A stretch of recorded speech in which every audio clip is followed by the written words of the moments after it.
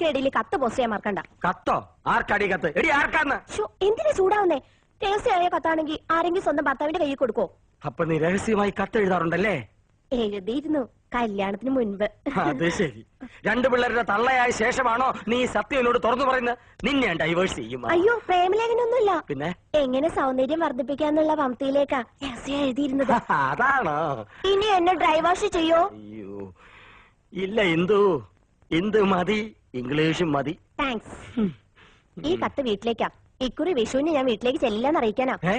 വിഷുവിന് നീ വീട്ടിൽ പോകുന്നില്ലേ? ചെയ്ത് മോശമല്ലേ? എന്തു ചേച്ചിമാരും പോണില്ല, അമ്മാവനെ ഒറ്റയ്ക്കാക്കിട്ട് പോകണ്ടാന്ന്. കഴിഞ്ഞ ഓണത്തിന് നീ പോയില്ല, ഈ വിഷുവിനെങ്കിലും ഒന്ന് പോയി കിട്ടുന്ന വിചാരിച്ച. ആഹാ, അപ്പൊ ഞാൻ പോയി കിട്ടണല്ലേ? മനസ്സിലിരിപ്പൊക്കെ ഞാൻ അറിയുന്നുണ്ട്. ഒരു റെപ്രസെന്റേറ്റീവ്. റെപ്രസെന്റേറ്റീവ് അല്ല എന്തു, റെപ്രസെന്റേറ്റീവ് രണ്ടും ഒന്ന് തന്നെയാ.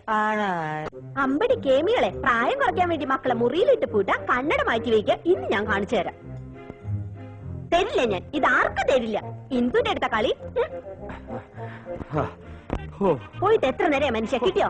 കടയായ കട മുഴുവൻ അരിച്ചു പിറക്കി ഒടുവിൽ ഒരെണ്ണം കിട്ടി. മഹാഭാഗ്യം. എന്റെ എന്തു വെറുതെ കടച്ചവണയൊക്കെ വാരിത്തേച്ച് ഉള്ള ചന്തം കൂടി കളയണ്ട. അസൂയ എല്ലാവർക്കും തോന്നും. ചേട്ടാ സത്യം പറ, എന്നെ ഇപ്പൊ കണ്ട ഒരു പ്രോസ്റ്റിറ്റ്യൂട്ടീവ് ലുക്കില്ലേ? എന്റെ ദൈവമേ, അവിടെ ഒടുക്കത്തെ ഒരു ഇംഗ്ലീഷ്. എന്റെ തലവിധി. എന്റെ ഇംഗ്ലീഷിന് എന്താ കുഴപ്പം? നിങ്ങൾ പാന്റും ഷർട്ടും ടൈയോ ഒക്കെ ഇട്ടിട്ട് എപ്പോഴും അങ്ങനത്തെ ഒരു ലുക്കിനെ പറ്റി പറയാറില്ലേ? എടി, അത് എക്സിക്യൂട്ടീവ് ലുക്ക്. നീ പറഞ്ഞതിന്റെ അർത്ഥം എന്താണെന്ന് നിനക്കറിയാമോ? ഒരു അപേക്ഷയുണ്ട്. നീ യമുന റാണിയുടെ മുമ്പിൽ ഇംഗ്ലീഷ് പറയരുത്. പറയുമോ? അത് പിന്നെ ശീലായിപ്പോയി. എന്നാലും പറയൂല. എവിടെയാ അത്? ഇതാ.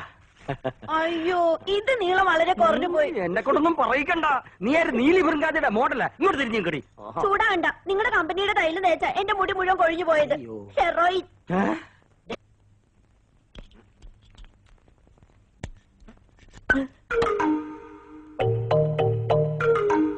അക്കാര്യത്തിൽ എന്നെയും കൗസൂരിയും കണ്ടു പഠിക്കണം.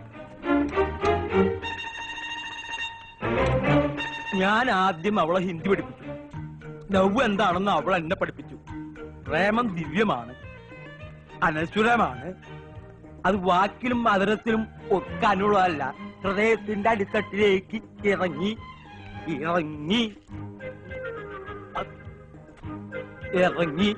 ഇറങ്ങില്ല.